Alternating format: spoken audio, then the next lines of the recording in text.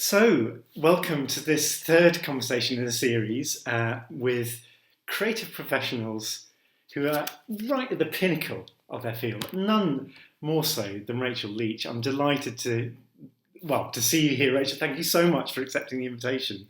It's a real privilege. I think you're music educating royalty. That's how I'm going to Oh my introduce you. God, stop it. That's awful. That's a bit much for the beginning, but thank you. That's very kind. Well, I think so. I mean, you've worked with pretty much anyone who's anyone, but I suppose most of us would associate you most readily with the LSO and LSO discovery work and that kind of thing. BBC Proms, Wigmore Hall, very much the London scene. I'm sure you've spread your work all over the UK and beyond. Is that fair to say that you're sort of mainly an LSO person these days, or not so much? Yeah, I think so. I mean, I got my training at the LSO and the Sinfonietta with Fraser, who I know you've spoken to, and I'm based in London, so I probably the majority of my work's LSO, but frequently also London Philharmonic Orchestra, which is interesting to have the two. And then I do work outside of London. I work a lot. Well, pre-pandemic, I used to work a lot for Sage, Gateshead, and Scottish Chamber Orchestra. But and nowadays increasingly London. And what's great about the LSO is it does take me abroad sometimes. So I've done a lot for the LSO in Japan and America and things like that. So I'm not Lucky in you. any way complaining. That sounds marvellous. On your website, it says composer, animateur, presenter. Is there a specific sort of order to that in terms of your musical identity? Does that reflect who you are? Are you a composer first and foremost? I think probably I am a composer first and foremost, but it's funny because I've never thought about that order. But when you said it, that's kind of chronological. I was a composer first, then an animateur, then a presenter, and it's always like a kind of balancing scale of one thing comes to the fore. I don't compose so much anymore, is the honest truth. I mean, in everything I do, I compose, but to sit down with a pen and write music, not so much anymore. And presenting, largely because of pandemic and just the way that the world is going, that's become the sort of the top one at the moment. But there's no real reason for that order in terms of what I like doing the best, I don't think. And I guess when you're presenting, you're helping people generally to sort of think as a composer, aren't you? In terms of how you're sort of exposing the music in that way, the mechanics behind it. Yeah, so that's why I think composing is the centre of everything. Yeah. And I think in workshops, I am very different to a musician, somebody who's a flute player or something first. I am always got that composer brain. And I don't particularly play an instrument in public at all. So that does make me a little bit different. It does. Is that something that, I can see that wonderful piano behind you. Do you lead? I've seen you on YouTube videos sort of leading workshops from the piano. Would you love to have better chops on the piano in another life, or are you quite happy with that creative constraint almost? I think I am quite a good pianist, but my problem is nerves, and I don't have that performance gene, of being able to turn it on and do it perfectly every time. So I think a long time ago I kind of came to terms with that, and sometimes when I do those things where you play, the beginning of Bolero or the tune or something, I think, God, it'd be great if I had the nerve to just play the whole thing. But I don't. So, let's not panic about it, just leave that behind. And I do have a bit of a role in the opera world where I do operas in a day with a director called Tim Eland, and then I'll play piano all day. But then it's me playing my stuff. So then it's, I would never sit down and play Puccini. I would play my stuff. So it's a composer playing piano as opposed to a pianist playing the piano.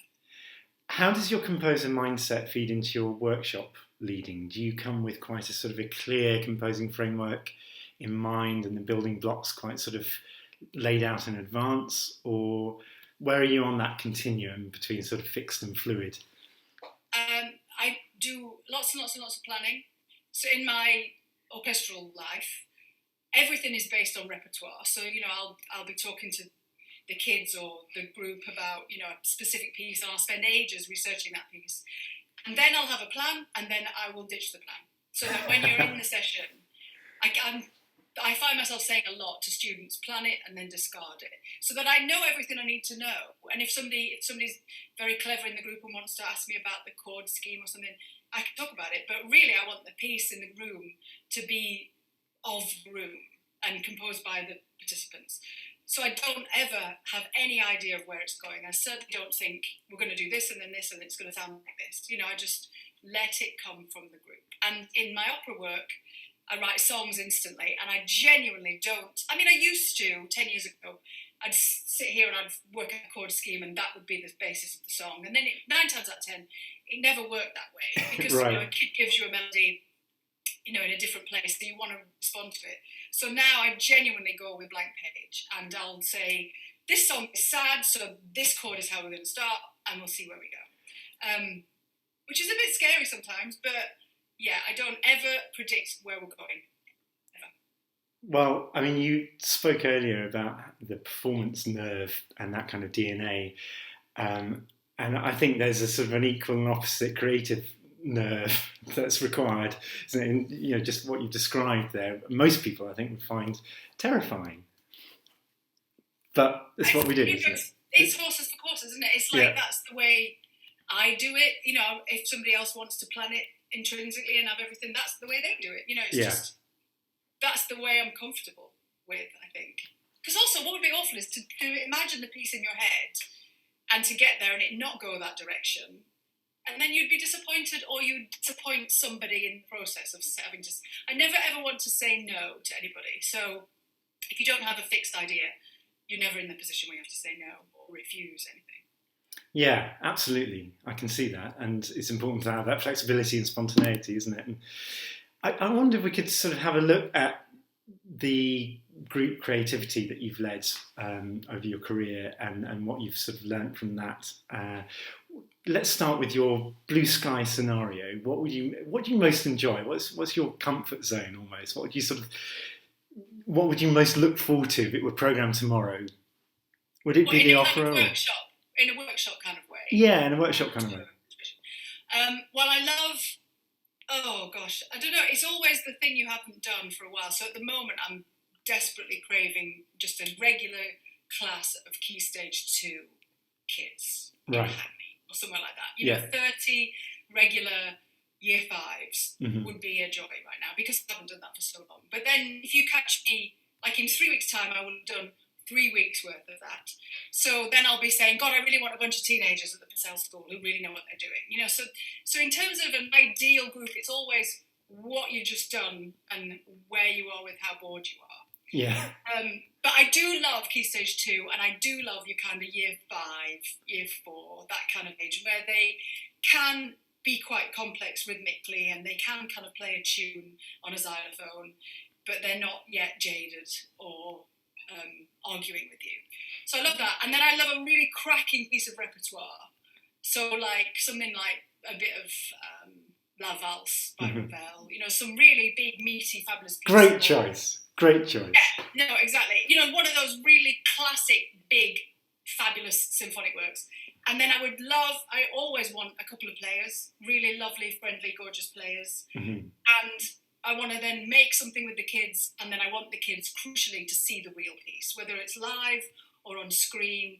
That's really, really important, that they hear and they see and experience the real piece. And I can do that. I don't have any kind of dreams about spending weeks with them. I can do that in an afternoon, and I can be completely happy with that and then move on to the next piece. I actually quite like in and out and not having to, this sounds awful, but not having to get to know the kids too much. I know what you mean. So keeping it fresh. Yeah, in that way. Yeah. I mean, as you brought up the Ravel, why don't we look at that as a piece and as sort of an inspiration? Have you done sort of countless workshops using that piece in the past? No, I haven't. I have not. I've been endless Bolero. Right. Endless Bolero and Mother Goose. I do love Ravel, but just before pandemic, I did a Key Stage 3 concert on La Valse. And because the LSO just said to me, they were having problems getting an audience for Key Stage 3 and GCSE. So they let me do whatever I want. I didn't have to stick to syllabus. And I thought, one of my favourite pieces is La Valse. And I can have that many players. And so we just called the concert, awesome. It didn't even have any reason. And we did 3 pieces that I think are awesome. And I told them why. And that was just before the pandemic. And so that's my experience of getting hands on with that. And I wish we'd filmed it. I mean, God, if we'd have known that the week later we were going to be shut down, yeah, we filmed it. We didn't. Yeah, that would have been poignant. Yeah. Exactly. So what you're describing, I mean, I'd love to come back to that as a starting point, just as a concrete example of how you think and how you work. But what you've described mainly is a typical sort of orchestra animateur role of reinventing a piece of rep that the kids then see in an evening concert, first half job or whatever. And that's the general model, isn't it, that we have in the UK? Is that, in your experience, how long has it sort of been that model? That's definitely a model that I'm very used to, and I think most of us are kind of trained to, we look at the rep, we look at the mechanics and the thinking, we try to sort of explode it a bit and riff off some of the themes and then do a companion piece to the actual work. In your experience, how long has that been sort of the prominent model of doing things? That's the whole time I've been doing it. That's been. But actually, if you were to map it, it would have decreased over the time. So I've been an animateur for about 25 years, and at the beginning it was all that, and it was Sinfonietta did it a lot. So you'd have a really cracking, amazing piece by somebody like Ligeti, and it would be the same as you were doing it the LSO with Beethoven. But over the years, kids coming to concerts has definitely, certainly in London, has definitely decreased because of all kinds of marketing reasons and the way that kids are these days in school and all that. But what has carried on through in my life is the kids' concert, the children's concert, which is really the big thing I do at the LSO, where I would program it, and then it's built in. Of course, the kids are going to come and see the orchestra because that's the project. Yeah. And along the way, they might have a visit from us, or they might work on it with the teachers. But yeah, definitely that's been, certainly in the orchestral world, that's the model that I do. And is it a model that's shared beyond these shores? I think yes and no. I mean, I have very, very limited experience outside of kind of English-speaking countries, but I did a concert for the LPO that went to France. This was during the pandemic, and they were freaked out by the whole thing. I put together the repertoire and the text. It was based on a French book, so it came from them, and I kind of, worked out how to do it. And then an actor delivered it in France, and I didn't see it because of the pandemic, but it was... You could see we had Zoom meetings, and you could see there was a big gulf going on between me and the LPO team who were going, yeah, it's just a bit of Mendelssohn, you just do this and this.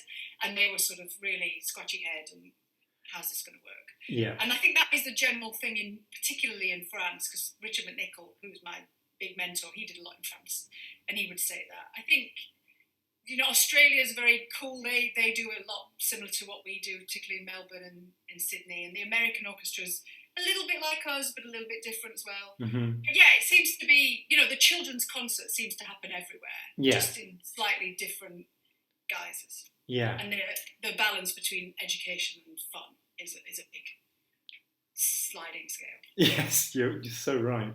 You mentioned a name there as a potential inspiration earlier in your career. I mean, who else has inspired you particularly as a workshop leader? Because it's tricky. It's quite a lone wolf type of game that we're in.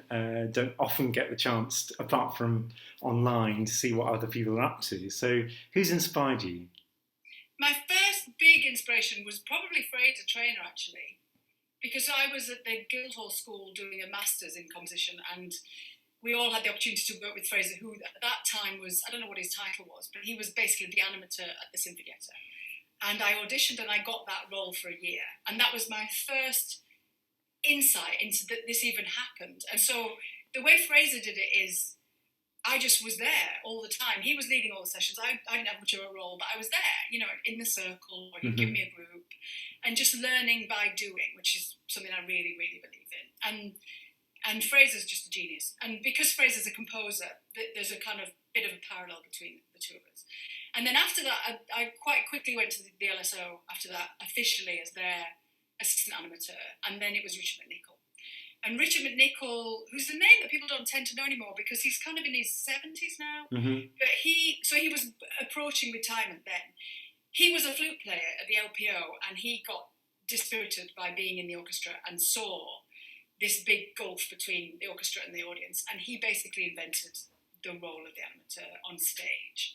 and pulling a piece apart and presenting. Mm-hmm. And he was a huge inspiration. And when I was at the LSO for that year, I did everything with him as his assistant. And what he was a genius at, and nobody does this to this day, is conducting the orchestra and then turning around and talking about music, which is amazing. You know, I don't know how anybody's got the brain to do that. So he did that. And then the third inspiration came a bit later on, which is Tim Yealand. And Tim is an ex-opera singer, director. He's a bit of a jack of all trades, but brilliant at all of them. And he was the head of education at English Touring Opera. Mm-hmm. And together, Tim and I have written about 15 community operas. And he's just one of those people, he's from a completely different art world. You know, he's drama, you know, and words and singing and all of that. And I'm, you know, this thing. And we met, and it was just like one of those, you know, I can work with you people. So he's my other big inspiration. And the thing that he inspires in me is he's unflappable.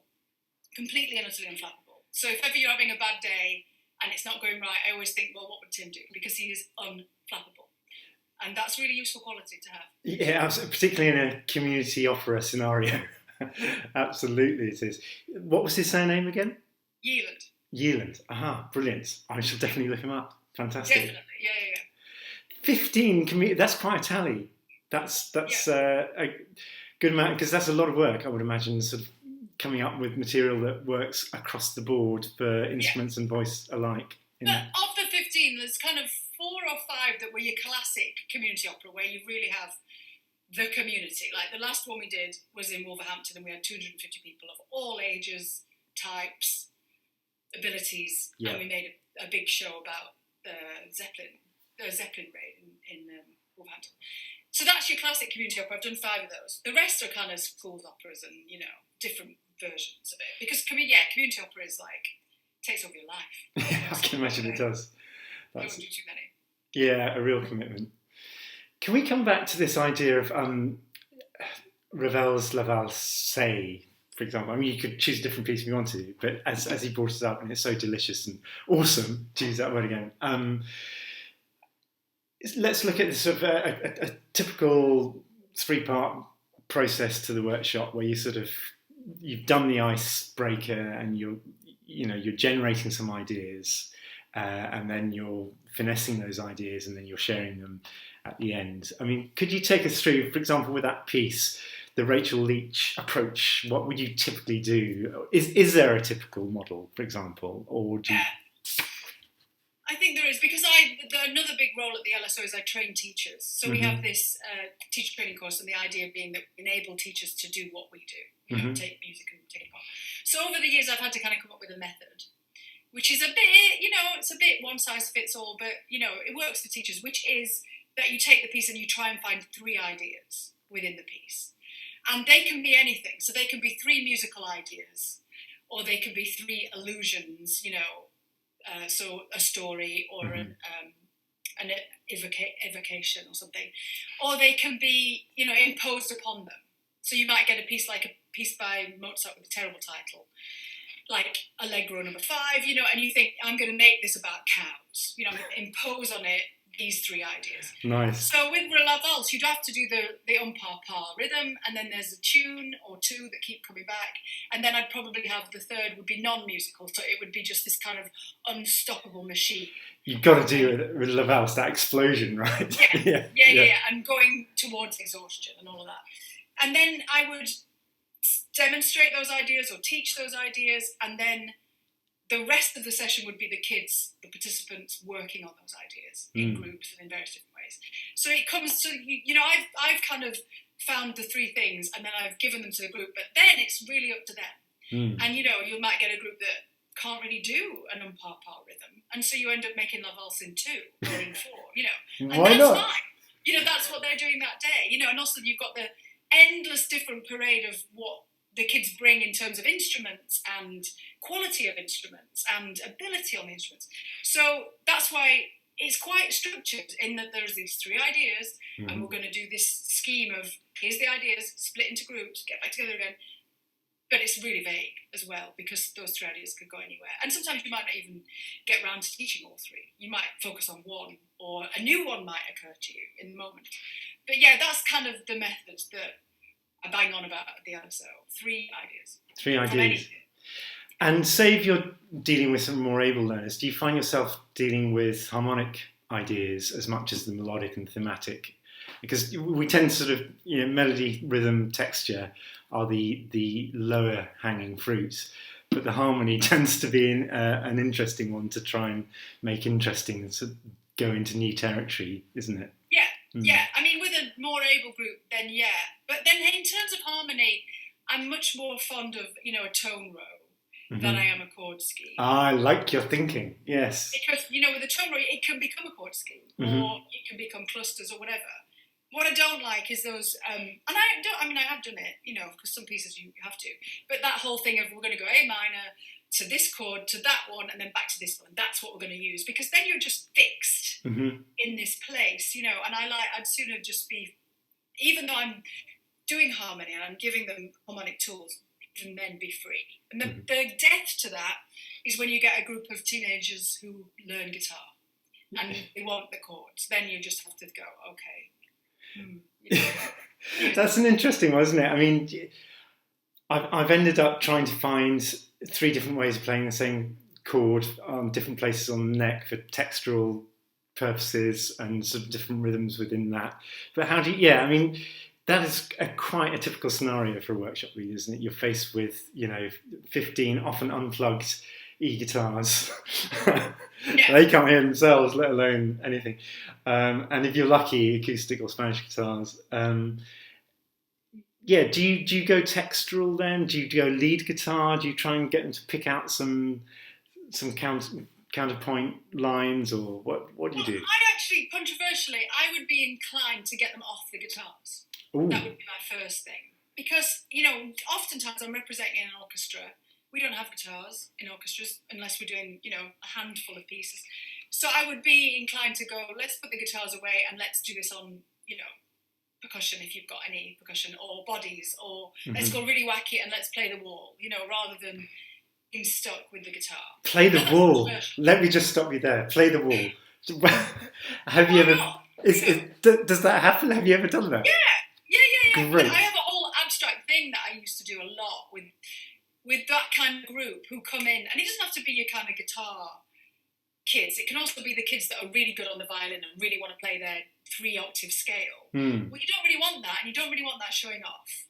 And the other classic thing is the riff. The kid that knows the beginning of something like James Bond, and that's all they want to play is that James Bond lick, and you just don't want it. So the best way around that is to go, right, we're not going to use the instruments, put the instruments away. What are we going to use? What have we got in the room? And it is wacky, and it does take a bit of balls to kind of present that to a group of teenagers. But if they go with it, they'll end up, I think, having a better compositional experience than being tied to their sort of 3 things that they know on their trumpet or violin or whatever. So yeah, I mean, and I know that's controversial because a teacher might say, well, wait a minute, these kids are learning the trumpet or the guitar and they've worked really hard, and now the LSO have come in and gone, put your guitar away. But I don't care. No. That's controversial. No, I think you've definitely got the right, let's say, after 25 years, 30 years, or whatever it is, of leading workshops. What we're doing, and this is the crucial thing, is we're doing composition. Yeah. We're not doing everybody playing their trumpet really well. And, there are great schemes that do that. The LSO have this great East London Academy where they do go and they teach the trumpet players to play the trumpet better or whatever. That's not what I'm doing. So I kind of have a bit of a license to sort of say, put the trumpets away.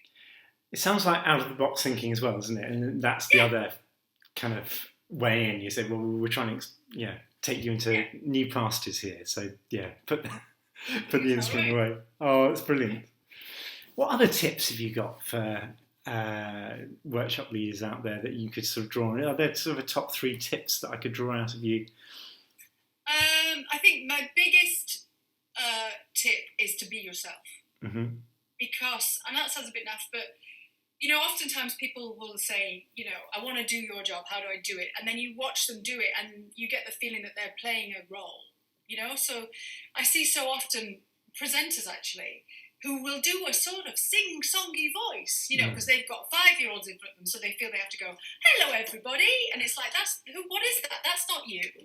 And I think you've got to find your own voice and be yourself and be true to your own, where you're from and all of that. And that's my top tip. There is no such thing as a kind of workshop persona or a personality that you put on. We're not acting. I'm a composer and I'm working with a bunch of kids or a bunch of adults as a composer. So that's my top tip. And it does drive me nuts, actually, when you see somebody doing that sing-songy voice. Yeah, me too. It's a particular allergy. Yeah, or the presenter voice, that's the other one, when they do the kind of, hello, we're welcome to the, presenter voice. Just like, what's that? So yeah, that's my top tip. My next tip would probably be, I'm totally talking off the top of my head, but my next tip would be the whole thing of plan it, and then bin it. Plan everything you're going to do. You can be really obsessive about that, but then, sling it in the bin because it's not going to happen. And also, if you do know everything there is to know about the day that Ravel wrote La Valse, nobody cares. No. Nobody's interested in that. No. There might be one person you might find in the tea break who you can have a chat with about that, but basically, nobody cares about all that stuff. So that would be my big second tip. Oh, and my third tip, because I said this the other day, I was training a bunch of presenters the other day. And my last tip was, when you've had enough, stop. And that comes from Richard McNichol. His big thing as a former orchestral musician was, when you've done the job, get out. Don't flog a dead horse. You don't have to go to 5 o'clock if you're booked to 5 o'clock. Just stop. And that's really, really useful. Oh, that's interesting in terms of the creative process during the day.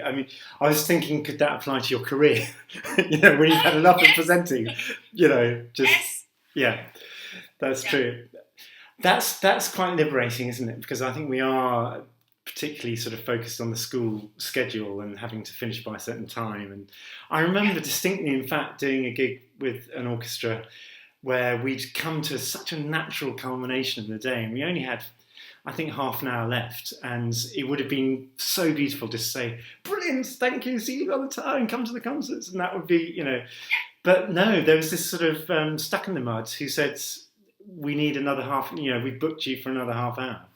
So we ended up just, improvising at the front and getting them clapping along.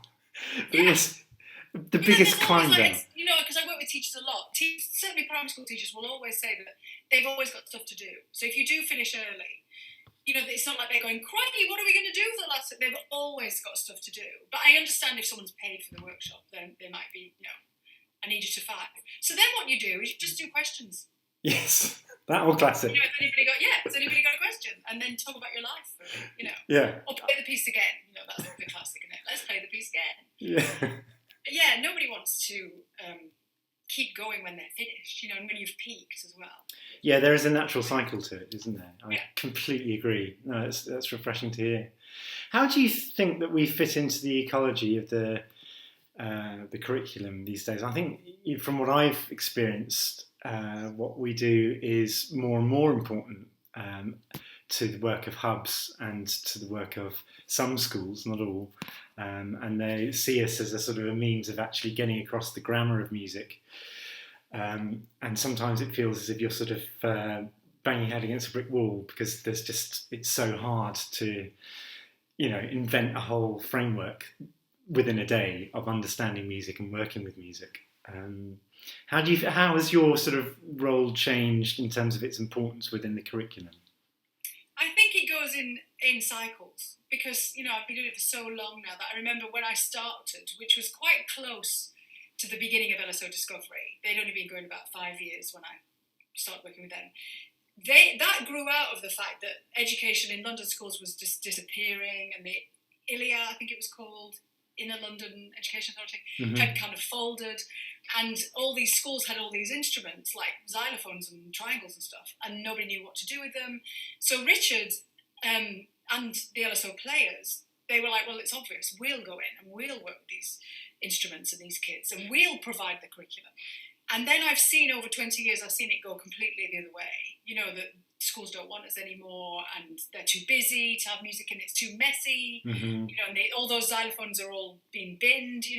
And now because of the pandemic, I hope it's going to come back again, that they do really want us. And also this new stupid curriculum of like every school must do an hour of music a week. It's stupid because it's obvious. Mm. But also it's stupid because empower the teachers to do it then. Don't just tell them to do it. Because now we've lost music teachers. That's the other thing. Mm. So, so in a way we are needed more than ever before. But of course the double whammy of the pandemic is, are schools too frightened to have visitors in because of the, cleanliness thing and the mask thing and all that. Although I'm finding that they really want us back. So yeah, I think it's cyclical. And also different schools do it different ways now. There's no one way, some schools will have a music teacher, many schools don't. So it's kind of a constantly shifting thing, but I think it is broadly cyclical. I think that is a rather positive note on which to finish, because it's not as if we're talking about terminal decline, which we could, No, definitely there. That's yeah, where we are. okay, that feels good.